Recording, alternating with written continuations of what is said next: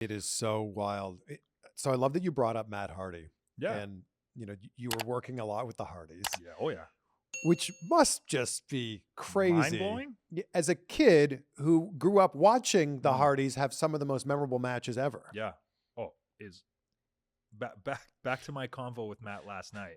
He recently put up this clip of it's like Broken Matt in his bed, and he's reacting to old things that happened to him in his career, and it was all these wild falls and bumps and crashes and just insane things that he put his body through. And I'm watching this at 34, almost 20 years into my wrestling career, and the thoughts going through my mind compared to when I was a kid watching. Like when I'm a kid watching, I'm thinking, this is amazing. Yeah. I want to do that. This looks so fun. Did you see he jumped off the ladder and all this stuff? And now I'm 34 all these years in, and I'm like, how is this man alive? How is he walking? Specifically the leg drops off the ladders. Like Hulk Hogan was telling me how terrible it was to land straight on your ass, right? He did one off a cage. The one he does off the cage is insane. Yeah. Insane. The things that Matt and Jeff have put their bodies through physically, I'll never comprehend. Just because of how I feel now and how I have done nothing as close to them, and I never will. I promise you, I never will. Both of those guys deserve their flowers forever, just for what they've done and the fact that they're still willing to give. And I was just giving Matt praise to somebody in the car yesterday, because I feel like there are people in wrestling that, they might be nice and they're very friendly and cordial, but when it comes down to the business part of things, most people are very selfish.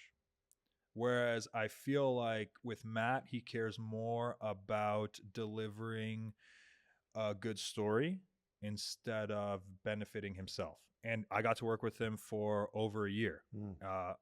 Very heavily featured on Elevation, which gave us a lot of creative freedom, which I'm obviously going to defer to the legend in professional wrestling. And he would always look out for me. He would always make sure that I benefited in anything that we did. And that's kind of rare in wrestling. So I will appreciate that from Matt for the remainder of my career, and I'll love that dude forever. It's kind of amazing that those guys are still doing it, because they've got plenty of money. They don't need to be doing this, but they clearly love it so much. Yeah. I mean, Jeff lives for the fans. I mean, we were doing the house shows for a bit, the AEW House Rules. I did every single one. I refused to miss one. They were just so fun to be out there without the pressures of television, to just enjoy the live audiences and kind of go back to the grassroots of wrestling. And that was so fun. And you had the Hardy Boys who didn't need to be there, didn't need to do it. And they're volunteering to do these events because they also feel the same. Like, they love the connection with the fans. They love putting on the show for the fans. They did it Wednesday night. I want to say Dynamite.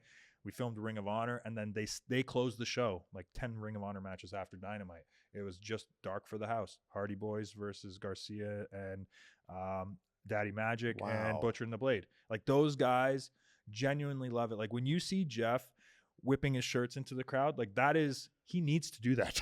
Like, that's his way of like loving the crowd. I don't know. Those guys love professional wrestling in a way that I'll never understand. Do you have a favorite Hardy Boys moment? As working with them or as a fan? As a fan. And I'll give you what you think of yours. I think a lot of people talk about TLC, but their first tables match with the Dudley Boys, Royal Rumble 2000, and he does the swanton off the entrance. Yes. I watched that match like 700 times. Well, there's the swanton off the entrance. Then there's the dive through the middle Matt does. It's the homicide dive, like the front flip tope through the table. Yeah. That's also insane. The leg drop through the table too. Yeah, that match is incredible. But weirdly enough, I was more of a Matt fan than Jeff. And when he came back, like, anytime I think about like, oh, what's one thing that happened in wrestling, specifically with the Hardys, that like, oh my God, I can't believe this. It's like peak dorky wrestling fan, Ethan Page. Matt is doing independence. He just wrestled AJ Styles. He just did Ring of Honor. Maybe it was like him and Christopher Daniels just had a match or something like that. Boom, he shows up on Raw to beat the crap out of Edge. Yeah. And security and the police are pulling him, and he's yelling, "You can see me on Ring of Honor, Ring of Honor." And he's getting dragged to the back, and I'm just, my dorky message board self is sitting on the couch like, "Oh, did he just say that? No! What? This is real. This is insane. Oh my God." Great. That will always, I bring it up to him all the time. I remember buying that pay-per-view because I'm like, first of all, I can't believe that they're allowing this real life thing that's happening to become a wrestling storyline. What? Right.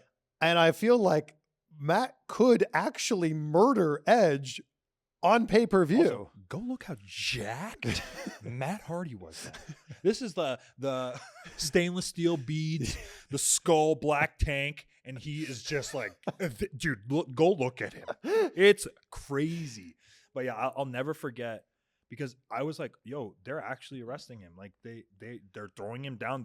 Like he was legitimately trying to fight off the cops. For them to both have the professionalism to go, obviously everyone knows what's going on in our personal lives. Yes, let's make this a storyline and make some money off of this. And then to be able to go, yeah, we're not going to hurt each other. Well, hey, I prefer not knowing any of those details and still living in the message board Ethan Page brain of, why is this happening? I mean, that's all crazy too. Yeah.